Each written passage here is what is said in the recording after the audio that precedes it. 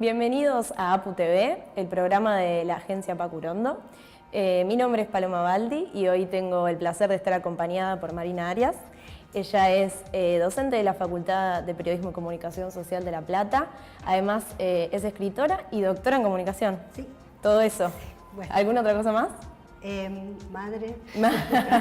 Madre, militante. Esas cosas, militante. Gracias. Bueno, la verdad que me pone muy contenta estar hoy acá acompañada por vos, porque he tenido el placer de leer tus novelas. Así que quiero empezar un poco por los orígenes. Si yo leo Neopren, en la solapa lo primero que dice es que creciste en Aedo. Sí. ¿Cómo es esa relación entre la propia experiencia y la ficción? Bueno, yo creo que una de las materias primas que tiene uno como escritor es la experiencia vital. Y en ese sentido, haber crecido, dice creció porque nací en Capital, pero me fui a vivir de muy chica a Edo. Y eso para mí marca un escritor. Haber crecido en el conurbano, haber tenido ese tipo de experiencias, ese tipo de relaciones, me parece que siempre se trama en lo que uno escribe. Por eso es que está siempre en mis solapas, creció en Aedo. Ajá. Y es una marca identitaria muy fuerte. Yo creo que sí, hay mucho de eso en Neopren y en otras cosas mías también. Sí, ¿aparece Aedo específicamente en alguna Aparece ficción? Morón, en realidad lo convertí en Morón. Claro, está bien, sí, ahora me acuerdo. Porque en realidad yo estudié en un colegio de Morón, entonces, bueno, claro. El mundo tenía más que ver con Morón y está ambientada la casa de Mariana, sí, de la infancia, y la de Cristian está como situada en Morón. Claro. Coordinás también LITIN, el Laboratorio de Ideas... Laboratorio de Ideas y Textos Inteligentes Narrativos. ¿Cómo es la propuesta del LITIN? ¿Cómo funciona? Bueno, la propuesta del LITIN, primero que nada, el nombre laboratorio fue como un gesto medio burlesco hacia la cosa positivista con mi compañero con el que dirigimos el laboratorio, que es Ulises Cremonte. Lo pusimos medio en chiste. Después proliferaron espacios que se empezaron a llamar laboratorio. Fueron los pioneros de... Claro, pero le habíamos hecho como un gesto como un gesto de medio burlesco, de bueno, esto del laboratorio experimental, como si se pudiera estar manipulando las palabras, como si es que las letras exactas existen. Es un chiste. Sí. Pero bueno, sí, se llama Laboratorio de Ideas y Textos y es de narrativa, de ficción, de experimentación, sobre todo de escritura colectiva.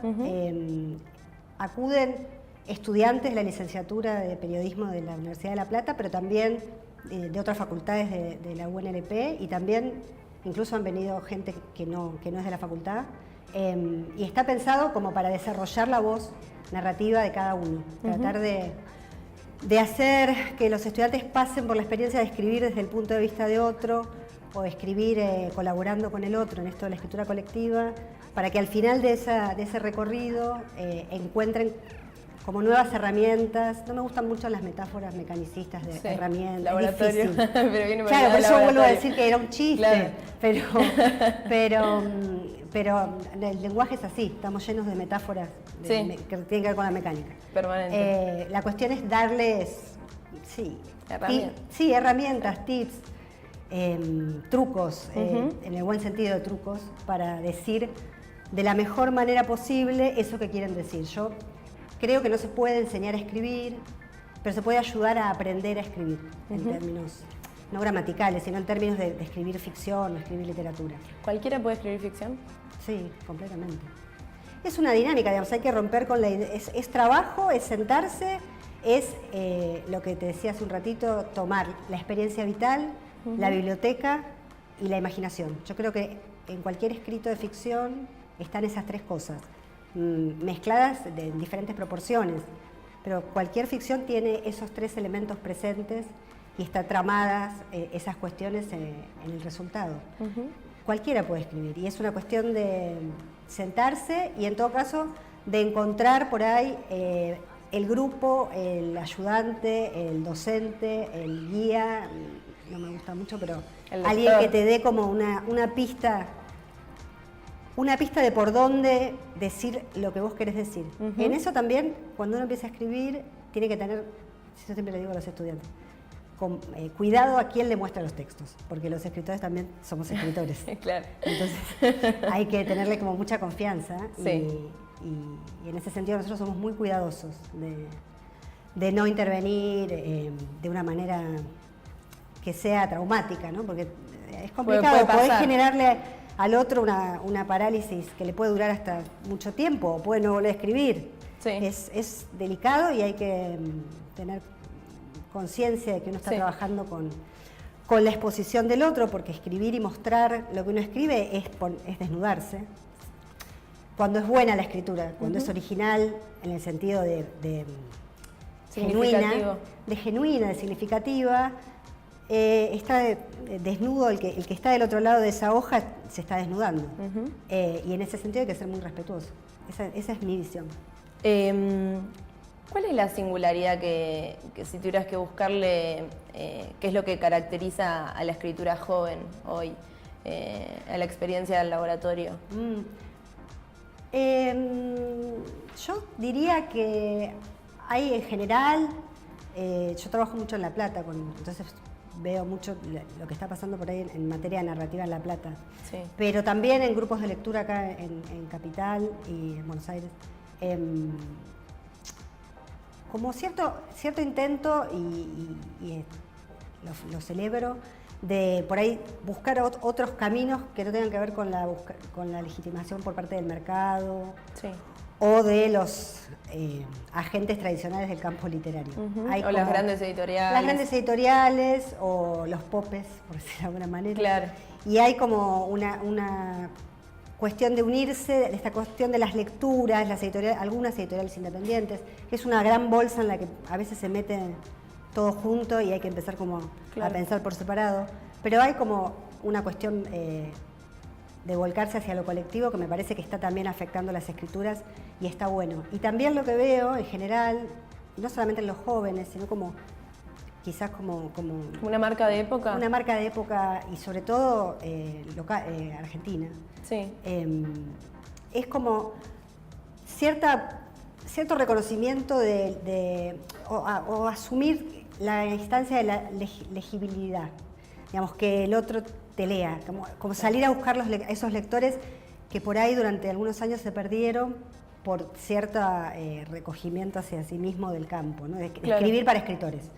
Creo, esto es mi hipótesis, título personal. eso es mío, pero que hay como una salida de nuevo a contar cosas que esos otros que por ahí son legos en la materia tienen ganas de leer, ¿no? Y tienen y están buscando eso, porque si no nos quedamos sin lectores y no está bueno hablar siempre para los mismos. No, hay como un giro hacia buscar interpelar a los otros. Claro, buscar interpelar, y también yo creo que hay como mucha incidencia de esto que nosotros allá en la facultad llamamos escritores periodistas, que es este híbrido, tampoco me gusta del todo, pero como alguien que es periodista y es escritor, entonces tiene lo mejor de las dos vertientes y puede usar eso en una producción escritural, que siempre esa escritura es performativa. O sea, eso que dice ahí lo está creando cuando lo dice. Y yo creo que en el caso de los escritores que vienen del campo del periodismo o que paralelamente hacen periodismo, hay una conciencia de que el otro tiene que entender lo que estás diciendo. Lo digo rápidamente y medio bestialmente, pero es esta idea de, bueno, hay algo del entendimiento. Claro, de la comprensión. De lo que hay conciencia. Me parece que eso es bastante actual. Sí, y también quizás por ahí esta idea de la vertiente del periodismo le da, ¿no? Como este tinte de explicativo, de hablar para una masividad, de buscar que se entienda. Claro, más que explicar es que se entienda, ¿no? Yo siempre digo, narrar nunca es explicar, siempre es mostrar. Y en ese sentido, si uno tiene que explicar, si se pone a explicar, está en otro género, está en la argumentación o está en otra cuestión. Pero sí, tal cual lo que decís, los que vienen del campo del periodismo tienen en claro, me parece, que lo que están diciendo, decirlo de la forma más simple, en el mejor sentido de la palabra simple posible. De no complicarla gratuitamente. Hubo en estos últimos años como un reencuentro del periodismo con la literatura, que era algo que quizás antes estaba como un poco más clausurado y que el último tiempo empezó como a resurgir, ¿no? Esta idea de la crónica literaria y de reencontrar el periodismo con la literatura. Pero a veces creo que hay crónicas que digo, ¿por qué no escribiste una ficción? Como que hay un límite también, ¿no? Claro. Bueno, se dice, se ha dicho muchas veces que no existe la verdad, pero existe la mentira. Hay como un cierto relativismo y algo que ya bordea cuestiones de, bueno, se trata de contar la realidad en materia del periodismo, que a mí me parece que siguen vigentes. Esos límites, claro, hay que mantenerlos. Está bien. Por una cuestión de ética y de ontología. Sin embargo, ¿la ficción es mentira? No es mentira, No necesariamente. no necesariamente. La ficción es otra cosa, que construye otra verdad y que anda por el mundo contando cosas que a la gente que por ahí que interesan o no interesan, que te enganchan. No se puede, como me parece, juzgar a la ficción en términos de verdad o de mentira. Pero bueno, son todas cuestiones que están en disputa permanente. La escritura, digámosle la literatura, pero la escritura es una búsqueda del sentido de la existencia, yo estoy convencida, la otra es la filosofía. Están esas dos. En esa búsqueda se reactualizan todos esos mismos debates de la verdad, de la mentira, digamos, que también nos pasan, ahora que está tan de moda la cuestión de la posverdad, ni hablar, en otros ámbitos también. Y la literatura y la ficción no es ajena a esas problemáticas. ¿Crees que la ficción sirve para algo, digamos? ¿Hay un aporte? Qué tema. Esto lo discutimos siempre con Ulises. Sí. Para mí sí. O sea, hay escritores que escriben ficción que sostienen, no sirve para la ficción, no tiene que servir para nada. Yo creo que se puede hacer ficción que por ahí no sirva para nada, en el sentido del contenido, por decirlo rápido. Pero también creo que cuando una ficción dice cosas, también trama otros sentidos y también sirve. La palabra es medio utilitaria, pero para algo, para conocer otra cosa, para darse cuenta de algo, para tramar otras cuestiones. Yo creo que hay literatura, sí. A mí me sirve. Algunos textos, qué sé yo, siento que me sirven. Estoy releyendo a Walsh por 50ª vez, las ficciones de Walsh, y yo siento que me sirven las cosas que me dicen. Y siempre aporta algo. Ahora quisiera ir un poco más hacia la novela. Tengo primero una pregunta sobre Neopren, que bueno, cuenta, para contextualizar, cuenta la historia de Cristian y Mariana, que empieza con una equivocación, ¿no? Al principio del viaje, con un altercado. ¿Cómo construiste esos personajes? ¿De dónde salieron Cristian y Mariana? Esos personajes tienen muchas cosas de muchas personas que conocí. Son como un mix. Y además Cristian tiene muchas cosas mías. A mí, muchas veces me dicen, Mariana, pues si yo se llamo Mariana, el personaje, piensan que soy yo. Y yo tengo muchas más cosas, siempre sentí que estaba más identificada con el personaje de Cristian. En realidad Neopren duraba el doble, o sea, son 100 hojas, hay 100 hojas que yo tiré. Había 100 hojas previas a ese momento del viaje, que era la rendida de examen de Mariana, algo que después solamente se menciona. Claro. Mariana vuelve a repetir, tienen 20 y pico de años, ella había intentado, es repetidora, había intentado recursar, el padre la estaba bancando para recursar, terminar la secundaria, y no lo logra, y en ese contexto es que se van de viaje. En la primera versión de Neopren había toda una previa en la cual yo contaba, estaban como en la casa estudiando, digamos, estaba todo lo que después solamente se mencionó. Se menciona en la novela como algunos recuerdos mínimos de esos personajes. Y en algún momento, digamos, escribí en un momento ya avanzado lo que terminó siendo Neopren. dije, no, pero todo esto era lo que yo necesitaba saber, es lo que yo necesito saber de estos personajes, pero no lo necesita saber el lector. Claro, era como la entrada en calor. Claro, pero una entrada en calor de 100 hojas. Sí. Me dolió un poco, te digo, tirar 100 hojas. Además, no me quedó porque era otra computadora, Sí. bueno, no sé, no me quedó nada. A lo mejor está bien también perder esas cosas. Pero, no, o sea, me quedó como la carnalidad de esos personajes, la encontré en esas 100 páginas que no formaron parte de la novela. Y lo fui como... Tenía como la anécdota, más que nada tenía como este motivo literario de, bueno, uno que es prolijo, hace las cosas bien, cumplidor, responsable, y la otra que es un caos. Después, pero cuando la empecé a escribir no lo pensé así, pero después gente que la leyó, como una cosa de yin y yang. Claro, sí, los personajes que son son como dos complementarios, opuestos que se atraen. Sí. Opuestos que se atraen. No tenía eso, yo tenía como sí el motivo literario de estos dos compañeros de secundaria que nunca...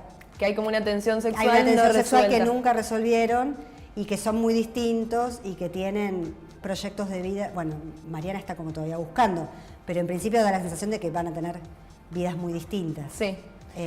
Después ya en Mochila, que es la segunda parte, el narrador toma como otro protagonismo, ¿no? Está como un poco más en el centro de la escena. También leía que en Neopren, Esther Cross dice sobre vos que no escribís sobre los personajes, sino con los personajes. ¿Tiene que ver con eso, esta idea de un narrador cada vez más presente?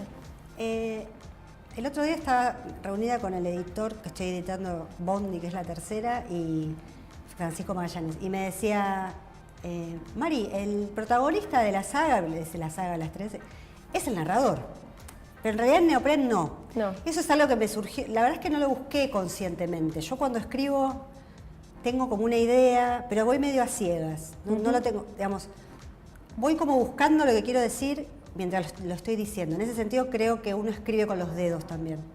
No escribe solamente con el cerebro, por decirlo de alguna manera. Cabeza. Sino que hay algo del acto de escribir, algo así, porque yo escribo en computadora, hay escritores que escriben manuscrito, yo no.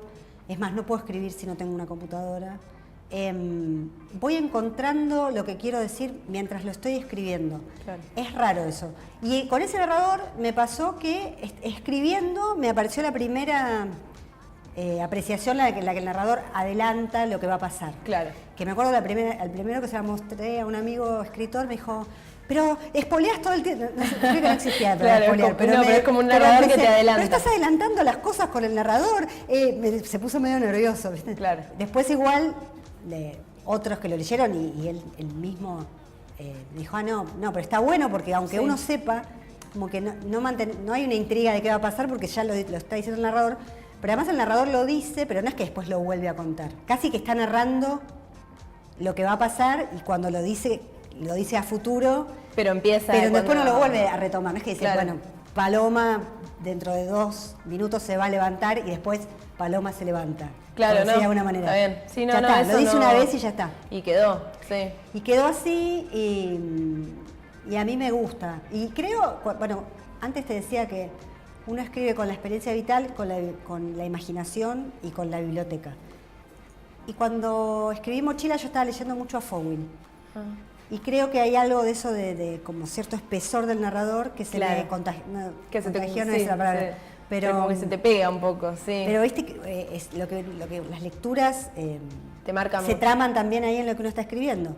Y bueno, y me pasó eso y me salió ese narrador que tiene como mucha presencia. Sí. Bueno, y al mismo tiempo que aparece este narrador con más presencia, este conflicto, esta tensión entre Cristian y Mariana crece también, ¿no? Como que va tomando otra tonalidad y aparece, por un lado, la infidelidad, pero también aparece la mujer en un lugar distinto, ¿no? Charlábamos el otro día con el director de la agencia, un lugar que no es de objeto, sino de sujeto, que es llamativo en la literatura. ¿Eso también lo pensaste o...? No, eso sabés que no lo pensé. Hace poco me hicieron una lectura en ese sentido y dije, ay, se siguen haciendo lecturas de Neopren y de Mochila distintas y está bueno. Que también creo que esa lectura tiene que ver con un clima de época y ahora por ahí uno lo lee en esa clave. Sí. No lo planifiqué, la verdad es que no. Y tampoco planifiqué, bueno, voy a hablar de la infidelidad. Yo nunca, no me pasa eso. Me pasa, yo cuando escribo ficción me aparecen los personajes, en general. Yo cuando doy clases siempre digo que un relato aparece o por los personajes o por un argumento o por una idea. O sea, quiero escribir un cuento sobre la infidelidad o te aparecen dos personajes infieles o te aparece la escena, digamos, la trama de la infidelidad. Claro. A mí me aparecen en general los personajes, sobre todo con Mariana y Cristian, que medio que hacen a esta altura lo que quieren. Claro. No fue una búsqueda consciente ni de perdonarla, digamos, ni ser indulgente con la infidelidad, ni hacer un juicio moral. No. Creo que no hay una valorización moral. No, es que eso es lo interesante, me parece, que no hay, que no hay una valoración sobre eso, sino que simplemente sucede. Sí, lo único que quizás ya cuando escribí Neopren tenía como presente, cuando diseñé esos dos personajes, fue, quiero que la viva sea la mujer. Sí. Eso sí lo tenía claro. Como quiero que la más pispireta, por decirlo de alguna manera, de una manera antigua, sea la mujer. Sí, y lo lograste y también por momentos, bueno, igual Cristian sorprende, ¿no? Como ese perfil que tiene también momentos sorpresivos. ¿Se viene la tercera parte? Se viene la tercera parte, la estamos trabajando con el editor, a fines de agosto, principios de septiembre sale. Estoy como... a la expectativa. Sí, ahora es puntualmente, como, bueno, la leyó el editor y me hizo unas sugerencias de correcciones con las que coincido, a mí me enriquece un montón, ¿no? Trabajar con el editor, pero que me estresaron un poco, o sea, fue como, bueno, tengo que repensar algunas cosas, que no son del argumento específicamente, pero más que nada como del orden de algunos capítulos, con unas cuestiones bien específicas de edición, pero ya estoy terminando y bueno, y entraremos a imprenta en breve. En breve, así que ¿para cuándo más o menos? Y para fines de agosto ya va a estar Bondi, que reencuentra a Mariana y a Cristian a sus 40 largos, o sea, 6 años después que el momento en que transcurría Mochila. De Mochila. Sí. Está bien. Sí. Marina, un placer tenerte en Apu TV. Muchas gracias. Nos encontramos el próximo jueves a las 19 horas acá en Barricada TV.